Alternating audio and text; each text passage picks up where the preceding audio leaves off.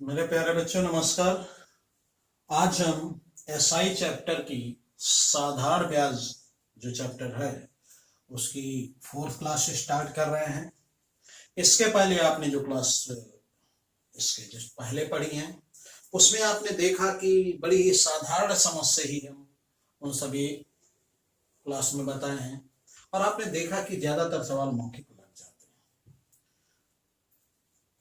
तो जिन बच्चों ने उन क्लासों को नहीं देखा है उन्हें जरूर देख लें। इसलिए ये क्योंकि एक दूसरे से सब कुछ जुड़ा हुआ है, यहाँ तक कि पूरी मैथ एक दूसरे से जुड़ी हुई है और अगर देखा जाए तो 3-4 कॉन्सेप्ट पर ही पूरी मैथ निर्भर करती है। तो इसको अच्छे से समझने के लिए उसे आप देख लीजिएगा। और क्लास स्टार्ट करने के पहले जो नए बच्चे हैं उनसे बता दें कि आप अपने अंदर मनोवृत्ति एक बनाइए कि मैथ उतनी ही आसान है जितना कि एक दूसरे से जब हम बात करते हैं तो एक दूसरे की बातों को समझने में जैसे हमको होता है, बड़ी आसानी से समझ लेते हैं, बस ये मैथ आसानी से समझ सकते हैं। आपके सामने ये अवसर है कि इस चीज को आप हमसे सीख सकें और आप सभी अच्छे से सीख रहे हो, अच्छा फीडबैक है। आप सबके जो कमेंट आते हैं उसमें जो आप लोग सीखते हो उसके बारे में भी लिखा करो कि कितना अच्छा लगा, कितना सरल लगा, क्योंकि मैथ का ये स्वरूप आपके सामने जो है ये शायद बहुत लोग, बहुत बच्चे नहीं पाते। तो स्टार्ट करते हैं आज की क्लास। तो सबसे पहले एसआई वाले चैप्टर में मैंने बताया था कि रेट सबसे महत्वपूर्ण है, कि रेट सबसे महत्वपूर्ण है। अगर आपको रेट पता हो जाए, रेट जैसे 8% वार्षिक, मैंने माना कि 8% वार्षिक रेट दी। अब यहां रेट का मतलब होता क्या है? रेट का मतलब दर, दर का मतलब हिसाब, मतलब ब्याज। रेट का मतलब मैंने पहली क्लास में समझाया आपको, रेट का मतलब है ब्याज मिलने का हिसाब। हिसाब हिसाब देखिए तो वही है, 8 रुपए ब्याज मिलेगा 100 रुपए मूलधन पर एक वर्ष में। रेट को ऐसे पढ़ा, 8 रुपए का ब्याज मिलेगा 100 रुपए मूलधन पर एक वर्ष में। तो ये पूरा हिसाब है ब्याज के मिलने का। अगर हम इसे अच्छे से देख लें तो बहुत सारे सवाल इसी से लग जाते हैं, आधे से ज्यादा एसआई के। दूसरी चीज इसमें क्या महत्वपूर्ण है कि समान समय में समान ब्याज मिलता है। ऐसा क्यों होता है? क्योंकि आप जानते हो कि साधारण ब्याज में मूलधन पर ही ब्याज दिया जाता है, तो प्रत्येक वर्ष ब्याज बराबर होता है। इसके आधार पर हम कह सकते हैं समान समय में समान ब्याज मिलता है, तो इसको भी हम यूज कर लेते हैं। चलिए, जहां आवश्यकता होगी हम समझा देंगे। क्वेश्चन स्टार्ट करते हैं। एक व्यक्ति ने बैंक से 8% इस दर पर उधार लिया कि पहले 5 वर्ष के लिए 6%, अगले 3 वर्ष के लिए 8% और इसके बाद 8 वर्ष के लिए 10% वार्षिक साधारण ब्याज मिलेगा। यदि वह 12 वर्ष के अंत में उधार लौटाए तो उसे कितना ब्याज देना पड़ेगा? अब बात को समझें। एक चीज और आपको बता दें कि पूरी मैथ में मैंने जो बताया आपको मानक का कांसेप्ट, जिसे मैथ का ब्रह्मास्त्र भी कहते हैं, वो तो यूज होता ही रहेगा, तो इसमें भी उसका हम यूज करेंगे। मानक का कांसेप्ट क्या है? एक साधारण स्तर पर हिसाब दिया होता है, हम उसी हिसाब को लगा लेते हैं और उसी के आधार पर क्वेश्चन सॉल्व कर दिए। पूरी मैथ में आपको हेल्प करता है और इसे मैथ का ब्रह्मास्त्र कहते हैं। तो इसमें दिया एक व्यक्ति ने बैंक से 8,000 इस शर्त पर उधार लिया कि उसे 5 वर्ष के लिए 6%, मतलब 6% की रेट से उसे 6% की रेट से उसे ब्याज देना है। अगले 3 वर्ष के लिए 8% की रेट से उसे ब्याज देना है। फिर उसके बाद 8 वर्ष बाद 10% की रेट से ब्याज देना है। यही तो है, आप समझिए। हिसाब दिया है कि 6% की रेट से उसे ब्याज देना है कितने वर्ष के लिए? इतने वर्ष, 5 वर्ष के लिए। और 8% की रेट से देना है, इतने 3 वर्ष के लिए, और उसके बाद 8 वर्षों के लिए 10%। और चूंकि टोटल मामला 12 वर्ष का है तो 5 3 8 हो गए, 4 ही तो बचे, तो उन 4 वर्षों में 10% से देना है। तो ये आप रेट कह सकते हैं, ये आप समय कह सकते हैं, लिख सकते हैं। अभी आप समझते हैं तो लिखे, बाकी कोई लिखने की जरूरत नहीं। बात समझ गए, रेट का हिसाब समझ गए। ज्यादातर सवालों में तो एक ही रेट से पूरा ब्याज निकाला जाता है, लेकिन इस टाइप के सवालों में अलग अलग समय के लिए अलग अलग रेट, तो इसमें कोई दिक्कत नहीं भाई। 5 वर्ष के लिए ब्याज मिलने का हिसाब क्या है? 6%, मतलब 100 रुपए पर 1 वर्ष में 6 रुपए मिलेगा 5 वर्ष तक। अगले 3 वर्ष क्या रेट का हिसाब है? 8% पर वार्षिक, मतलब 8 रुपए 100 रुपए पर मिलेगा 1 वर्ष में, इस हिसाब से मिलेगा 3 वर्ष के लिए। और अगले 4 वर्ष, चूंकि 12 वर्ष का मामला है तो 8 वर्ष निपट गया, 4 वर्ष बचा, तो अगले 4 वर्ष के लिए 10% वार्षिक, मतलब 10 रुपए 100 रुपए पर 1 वर्ष। अगले 4 ही वर्ष लेंगे। कुछ बच्चे भ्रमित हो जाते हैं कि आखिरी में तो 8 वर्ष दिया, नहीं, उसने दिया प्रथम 5 वर्ष, उसके बाद 3 वर्ष, उसके बाद अगर धन रहे तो 8 वर्षों तक ये नियम रहेगा, लेकिन धन तो 12 वर्षों तक रहा है तो 8 ही हो गया, 4। अब देखिए अपने मानक के कॉन्सेप्ट को हम यूज करते हैं। मानक का कॉन्सेप्ट क्या कि साधारण स्तर पर हम हिसाब लगा लें। यहां साधारण स्तर पर हिसाब दिया है 100 के संदर्भ में, यहां हिसाब दिया है 100 के संदर्भ में। भाई कहा 6% वार्षिक ब्याज मिलता है, इसका सभी बच्चे, एक अनपढ़ व्यक्ति भी इसको समझ सकता है कि 6 रुपए मिलेंगे 100 रुपए पर 1 वर्ष। तो मूलधन अभी तक, मूलधन कितना है, हम कितने पर हिसाब लगा रहे हैं? 100। तो 100 पर 1 वर्ष में 6 मिलता है, तो 5 वर्ष में कितना मिलेगा? 30, 6 पंचे 30, 6 मिलेगा 5 वर्ष तक।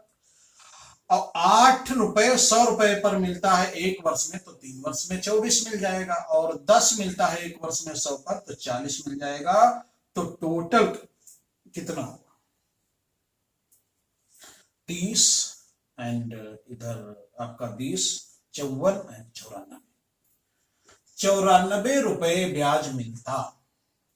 इस हिसाब से 12 वर्षों का, वो सब ठीक है, लेकिन 94 रुपए ब्याज मिलता तो मूलधन क्या होता? 100। हमने 100 पर निकाला है, लेकिन उसने तो कहा 8000 पर निकालिए।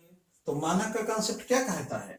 भाई 100 पर ब्याज है, जब मूलधन 100 है तो ब्याज है 94, और जब मूलधन 8000 है तो ब्याज क्या होगा? इसको आप मौखिक भी कर सकते थे, ऐसे भी कर सकते अगर समझ में आए। तो इसमें क्या है, हमने 100 पर निकाला तो कहेंगे 100 पर, जब 100 मूलधन है तो ब्याज है 94। अब मूलधन बदल गया, 100 की बजाय 8000 हो गया, तो 8000 पर ब्याज क्या होगा? ऐसे इसको सॉल्व करेंगे तो ये आएगा, तो ये आपका x बराबर क्या आ जाएगा? अब 94 की 8 से गुणा कर दो, तो 8 चौकू 32 का 2,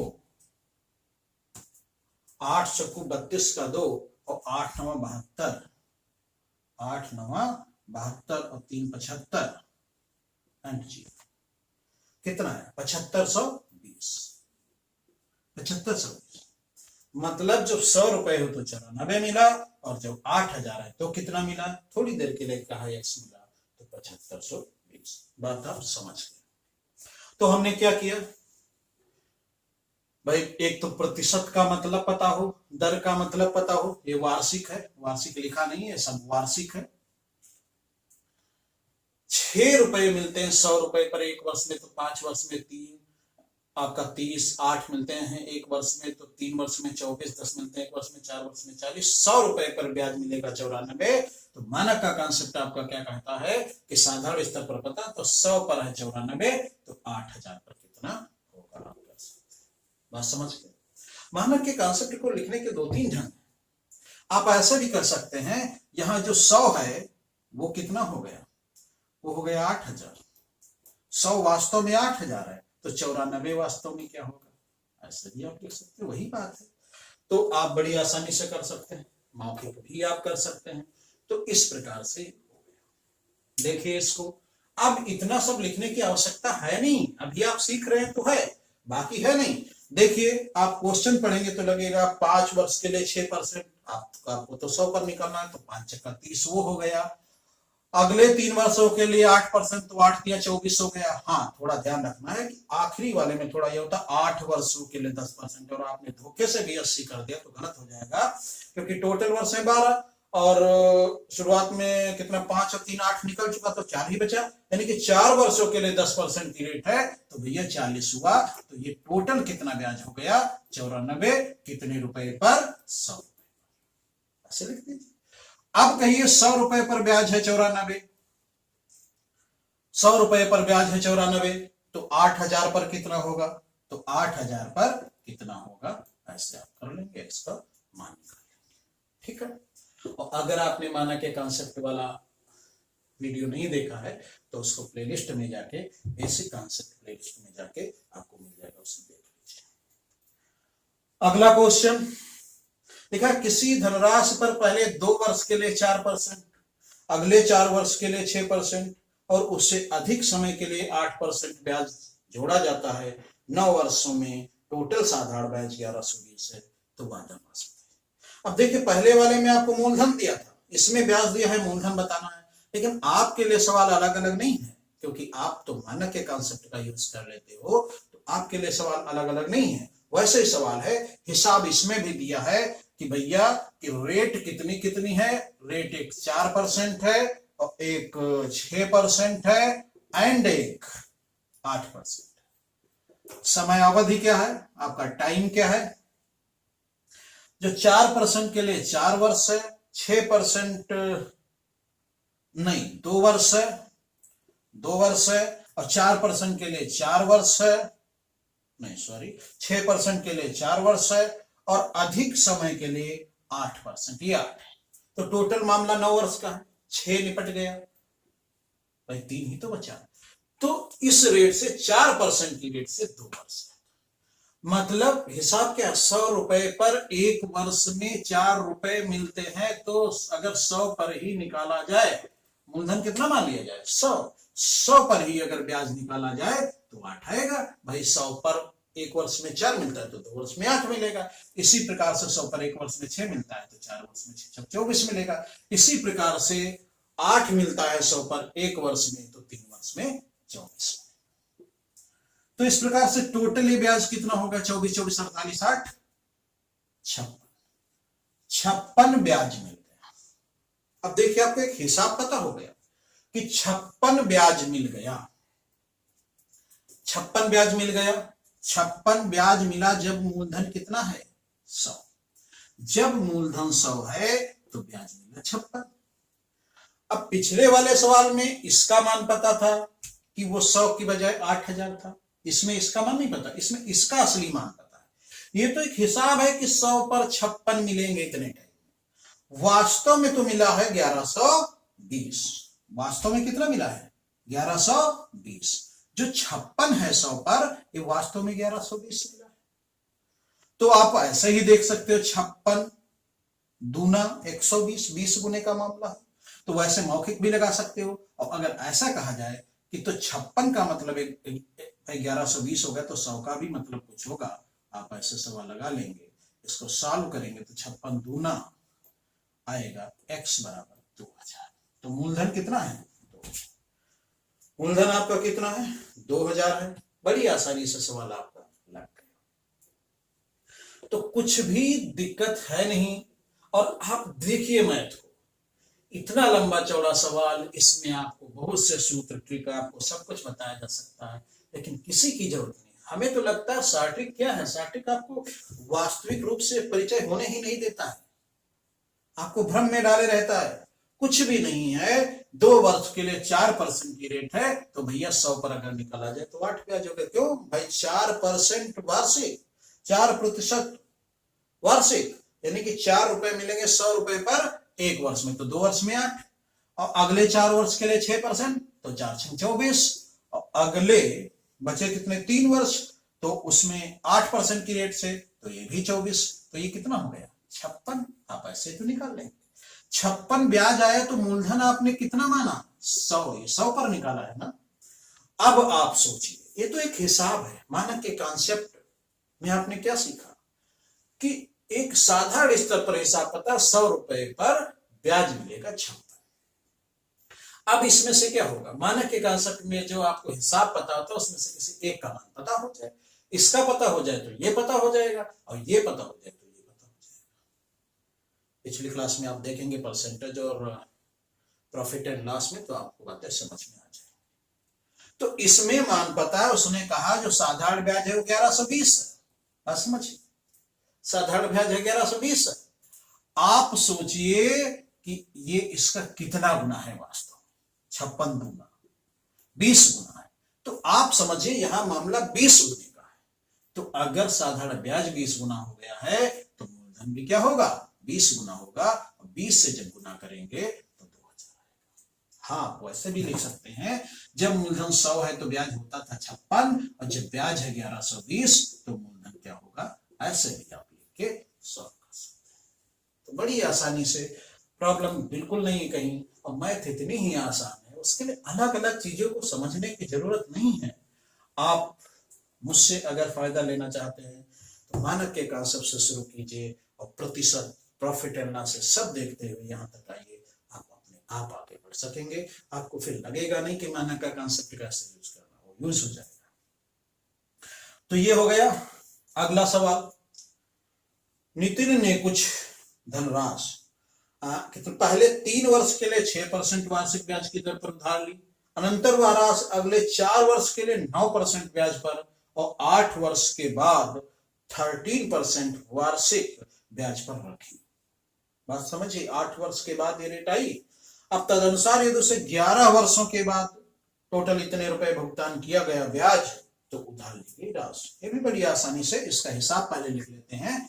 इसमें रेट है 6% की है, और फिर 9% की है, फिर 13% की। तो 6% एंड 9% एंड 13%, ये 3 रेट है। समय क्या है, प्रथम 3 वर्ष के लिए 6%, तो ये समय है आपका कितना, 3 वर्ष, रेट आपकी ये है प्रथम 3 वर्ष के लिए, तो यही है। अगले 5 वर्ष के लिए 9%, तो अगले 5 वर्ष के लिए 9% है, और 8 वर्षों के बाद 13%। अब ये 8 वर्ष तो बीत गए, देखिए, उसके बाद रेट 13% की रहेगी, और टोटल मामला 11 वर्ष का है, तो 3 ही वर्ष तो हुआ, और 11 वर्ष में 8 तो ये बीत गए, 3 ही बचे। तो आखिरी के 3 साल जो हैं 13% की रेट से ब्याज मिला, यही तो है। अब सोचो, वही हिसाब है कि 100 पर 6 के हिसाब से मिलेगा। तो अगर मूलधन 100 पर ही हम हिसाब लगाए, अगर 100 पर ही हिसाब लगाए तो 6 3 18, भाई 100 पर 6 मिलेगा 1 वर्ष में, 3 वर्ष में 18 मिलेगा, 9 मिलेगा 1 वर्ष में, 9 5 45 मिलेगा, 4 3 39 मिलेगा, यही तो। अब टोटल ब्याज कितना मिला, तो ये 45, और इसका अगर 1 डाल दें तो 40, 40 45 हो गया 85, 85 10 95, 95 और 7 102, 102 तो है, देख लीजिए। 9 5 14, 14 8 22, 2 हासिल, 2 1 3, 3 6 4 10, 102 आया। अब आपको क्या पता हो गया, आपको पता हो गया कि 100 रुपए मूलधन पर ब्याज मिलता है 102। अब इसमें उसने कहा कि ब्याज तो मिला है 8160, तो उधार ली गई राशि मतलब मूलधन कितना। जो 102 यहां है, ये कहता है ये वास्तव में ये तो 100 पर मिला है, तो आपने एक हिसाब लगाया कि 100 पर मिला है, ये वास्तव में 8160 है। तो जो हिसाब है उससे वास्तविक चीज कितने गुना है, अगर आसान है तो ऐसे दिख जाता है। तो 102 का 8 बार पाना पड़ो, कोई कठिन नहीं, सबके लिए आसान है। 100 भाई 100 को 8 गुना ही तो करोगे 800 पर लाने के लिए, तो जब 8 बार 816 आ गए, 0 एक ज्यादा, तो 80 गुने का यहां मामला है। आप समझ सकते हैं कि जो 102 है वो वास्तव में तो 8160 है, तो 80 गुने का मामला है। यानी कि जो हिसाब आया है, जो मानक है, जो आपका ये पैमाना है कि 100 पर 102 के हिसाब से ब्याज मिलेगा, उसका वास्तव में सब कुछ 80 गुना है। तो आपका यहाँ 80 गुना है तो ये भी 80 गुना होगा, यानी कि मूलधन आपका इसको 80 से गुणा कर दो तो आएगा 8000। कितना आएगा? 8000। ऑप्शन आपका सही है। बात समझ गए? बिल्कुल आसान है, कहीं कोई प्रॉब्लम नहीं है।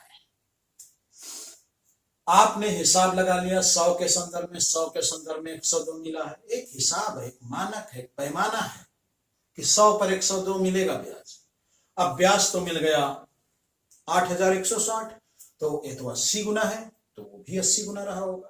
तो बड़ी आसानी से आप कर सकते हैं, बिल्कुल कोई प्रॉब्लम नहीं। आप इतना कुछ ना लिख के आप मौखिक सवाल लगा सकते हैं। भाई प्रथम 3 वर्ष 6 की रेट तो 18 वो हो गया, अगले 5 वर्ष 9 की रेट तो 45 वो हो गया, अगले बचे 3 वर्ष, क्योंकि 11 वर्ष का मामला है अगले बचे 3 वर्ष रेट है 13 की, तो 43 ये हो गया। टोटल जब आप जोड़ते हैं तो 102 रुपए आता है। लेकिन ये कितने मूलधन पर? मूलधन 100 पर। तो आपको पता चल गया कि 100 पर 102। आप वैसे भी देख सकते हैं 102 नहीं होकर वास्तव में 8160 है, तो मामला कितने गुने का? 80 गुने का आप कर सकते हैं। अगर आपके ये समझ में ना आए तो आपको जब 100 मूलधन है तो ब्याज 102। अब इसमें से एक चीज पता होगी, अब इसमें ब्याज जब है 8160 तो मूलधन क्या होगा? ऐसे आप लिख के सॉल्व कर देंगे, आपका उत्तर आ जाएगा 8000। बात समझ? तो आप सिस्टम को समझे मैथ के, मैथ सबसे आसान विषय आपका बन जाएगा। बहुत सी चीजें आपको सिखाई जाती, ये ट्रिक वो ट्रिक, इतना सब उलझा दिया जाता है, तो वो आपके लिए अच्छा नहीं है। आपको समझ एक विकसित करनी है, और मुझे तो लगता है मात्र 3-4 कॉन्सेप्ट में पूरी अर्थमेटिक आपकी लग जाती है, वो भी मौखिक। अगला क्वेश्चन है आपका, प्रथम 4 वर्ष के लिए एक धनराशि पर ब्याज की दर 3% प्रति वर्ष। 3% की रेट है कितने? 4 वर्ष के लिए, और अगले 4 वर्ष के लिए रेट है आपकी कितनी? 5%। और 8 वर्ष से अधिक, प्रथम 4 के लिए 3%, उसके अगले 4 के लिए आपकी 5%, और 8 वर्ष से अधिक के लिए 6% की रेट है। 8 वर्ष से अधिक के लिए रेट कितनी है? 6%, तो 6% की रेट है।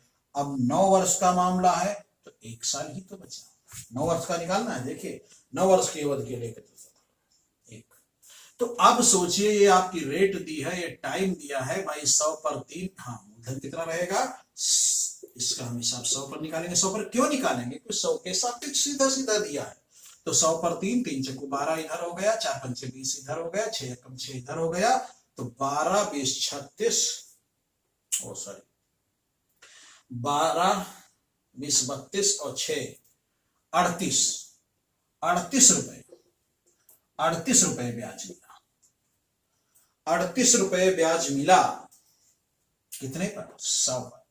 अब वास्तव में इसमें से ये तो एक हिसाब पता चला कि 100 रुपए मूलधन होगा तो ब्याज साधारण ब्याज 38 आएगा। इसमें क्या कहा? इसमें कहा 817 है, जो 38 नहीं है 817 है। अब यह तो गुना पता चल जाए कितने गुने का मामला है तो आप आसानी से निकाल देंगे। नहीं पता चलता तो आप कहिए कि 100 रुपए मूलधन है तो 38 ब्याज, और ब्याज जब 817 है तो मूलधन क्या होगा? इसको आप सॉल्व करेंगे। जब सॉल्व करेंगे तो 19 दूना 38, 19 चक्कू 76, 57, 19 3 57, तो इस प्रकार से इसको काटेंगे आएगा 15, तो यक्स बराबर आएगा 5 3 15, 5 चक्कू 20, 21 एंड 0, 2150। आपका 2150 आ जाएगा। जब इसको सॉल्व करोगे तो आ जाएगा 2150। आसानी से आपका लग गया। इसमें गुना नहीं पता चल पा रहा है कितने गुने का, क्योंकि डायरेक्ट नहीं कट रहा है। तो इस प्रकार से आपने कहा जब 100 है मूलधन तो ब्याज है 38, जब ब्याज 817 है तो मूलधन क्या रहा होगा? आपका क्वेश्चन लग गया। इतना ना लिख के आप वैसे ही लगा सकते हैं। भाई प्रथम 4 वर्ष के लिए रेट है 3% की, तो 4 3 12, अगले 4 के लिए रेट है 5% की, तो हो गया 20, और अगला बचा 1 वर्ष, उसके लिए रेट है 6 की, तो हो गया 6, तो टोटल हो गया 38। ये कितने मूलधन पर? 100 पर। तो आप कहिए जब 100 मूलधन है तो ब्याज है 38, और जब ब्याज है कितना? जब ब्याज है 817, तो ये क्या हो? फिर इसको सॉल्व कर लोगे, आपका उत्तर आ जाएगा। तो इस प्रकार से ये क्वेश्चन हो गया।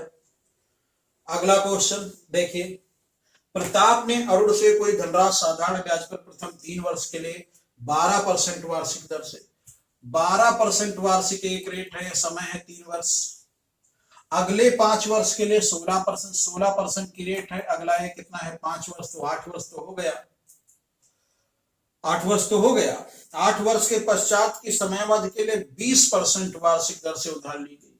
अब इसके बाद के लिए 20% की रेट रहेगी। अब समयावधि क्या है? समयावधि यदि टोटल मामला कितने वर्ष का है? 11 वर्ष के उपरांत, तो 8 तो ये हो गया, कितना बचा? 3 ही तो बचा, 11 हो गया। तो ये है आपकी रेट, ये है टाइम। तो इसमें भारतीय 36, इसमें 16 पंचे 80, इसमें 20 60, तो टोटल कितना बन गया? 80, 60, 140, 140 और 30, 170, 176। तो अब आपके एक हिसाब पता चल गया, जब मूलधन 100 है, भाई 100 पर ही निकला है, क्योंकि 100 पर ही तो कहता है वार्षिक। तो जब मूलधन 100 है तो ब्याज आया 176। आपको एक हिसाब पता हो गया। उसमें कहता है ब्याज मूलधन से इतने रुपए अधिक हो गया, 60, 80 अधिक हो गया। अब देखिए सवाल में थोड़ी सी चेंजिंग है, लेकिन आपको नहीं डरना है, क्योंकि आप सिस्टम को समझते हैं। वहां 11 वर्ष के उपरांत ब्याज मूलधन से 6080 अधिक हो गए। वो 6080 ब्याज नहीं है, ना वो मूलधन है, तो इसका मन नहीं, इसका मन नहीं, तो आप डायरेक्ट नहीं लिख सकते। उसमें कहा है जो ब्याज है वो मूलधन से 6080 अधिक हो गया। यहां कितना अधिक हो गया है? बात को समझिए। आप ये तो समझ गए 176 आया है। अब देखिए मानक के यूज को आपको समझाते हैं। प्रिंसिपल कितना था? 100। एसआई कितना आया? 176। ब्याज मूलधन से कितना अधिक है वो आप देखिए, 76 अधिक। यहां तो इस साधारण स्तर पर ब्याज जो है मूलधन से 76 अधिक है, लेकिन वास्तव में उसमें अधिक है 6080। तो इसमें ये बात निकल के आई, जो 76 है, 76 का मतलब है वास्तव में 680। तो उसने कहा उधार ली गई राशि, मतलब उधार ली गई राशि अपने 100 मानी थी। ये है एक मानक के स्तर पर, ये एक है पैमाने के स्तर पर, कि आपका जब 100 मूलधन है तो 176 ब्याज है, तो 76 अधिक है। अब ये वास्तव में 76 का मान कितना है? इतना। तो इनके सबके मान चेंज होंगे। तो आप कहेंगे 76 का मतलब है 6080, तो भैया 100 का मतलब क्या होगा? x होगा। इसको सॉल्व करोगे तो कितने बार आ जाएगा? 8 बार जाएगा। कैसे जाएगा 8 बार? 8 छंग 48 संकेत करता है, 8 छंग 48 और 8 7 56 4, तो 8 बार जाएगा। ये इकाई का अंक ही संकेत कर देता है, तो 80 x बराबर आएगा 8000। तो मूलधन कितना था? मूलधन था आपका 8000। बात समझ गए? इसमें से अंतर आपके दिया है कि मूलधन और ब्याज, ब्याज जो मूलधन से 6080 ज्यादा है। हमने साधारण स्तर पर देखा कितना ज्यादा? 76। तो 76 का मतलब अगर 6080 है तो x, तो इसमें से मूलधन पूछा तो 100 का मतलब क्या होगा वैसे लगा। ठीक है। तो जो बच्चे मानक के कॉन्सेप्ट को ना देखें जरूर देख लें, आप बातें पूरी समझ जाएंगे, कोई दिक्कत नहीं आएगी। और आपको पूरी मैथ ऐसी, नहीं तो आपको इसके लिए और कुछ करना पड़ता है। ये इधर उधर कुछ नहीं करना है, आपको वैसे सवाल लग जाएंगे। तो इस प्रकार से ये आपके सवाल हो गए बड़ी आसानी से। आप इसको मौखिक लगा सकते हैं, कोई दिक्कत नहीं भाई। 12% की रेट 3 वर्ष के लिए तो भारतीय 36 ये हो गया। अगले 5 वर्ष के लिए 16 की रेट तो 16 पंचे 80 हो गया। और 8 वर्ष के पश्चात की समाज के लिए 11 वर्ष 3 वर्ष बचेगा, तो 20 या 60 वो हो गया। तो आपका टोटल कितना हुआ? 176। आपने क्या देखा? जब आपने मूलधन माना 100, तो एसआई ब्याज कितना हुआ? 176। तो इसमें ब्याज मूलधन से कितना अधिक है? क्षेत्र। अच्छा निकाल क्यों रहे हैं? ब्याज मूलधन से कितना अधिक है, क्योंकि इसी का मान वास्तव में दिया है। तो यहां अंतर है 76, वास्तव में अंतर है 80-60, वास्तव में अंतर है 80-60। तो आप कहोगे, आपसे पूछा है मूलधन क्या है, तो आप कहोगे भैया 76 का मतलब है 80, 76 का मतलब है 80-60, तो 100 का मतलब क्या होगा, ऐसे कहोगे। इसको सॉल्व करोगे तो 8000 आ जाएगा। बात समझ गए। तो इस प्रकार से आपके सभी सवाल बड़ी आसानी से लग जाएंगे और आप इनको समझने की कोशिश करना। देखिए, मेरी एक क्लास से आपको कोई लाभ नहीं हो सकता है, आपको सिस्टम को समझना होगा। ये मानक के कॉन्सेप्ट जो पहली बार बच्चे देखें, उनको मानक के कॉन्सेप्ट को यूज कैसे करना उस पर भी थोड़ा ध्यान देना होगा। और अगर आप पीछे से पूरी आपका प्रतिशत के पहले जो मानक का कॉन्सेप्ट बेसिक वो है, उससे देख के प्रतिशत और ये सब देखते हुए आएंगे तो मानक के कॉन्सेप्ट को सोचना ही नहीं पड़ेगा, आपकी आदत बन जाएगी और बाकी तो सफर ही निकलना है। तो इस प्रकार से मैथ बड़ी ही आसान है, आप गंभीरता से इसमें लग जाइए, मौखिक क्वेश्चन लगेंगे और आप सब में बड़ी प्रतिभा है, आप इसको बहुत आसानी से सीख लेंगे और दूसरे बच्चों को भी इसके बारे में सिखाइएगा, बताइएगा। तो आज इतना ही। जय हिंद, जय भारत।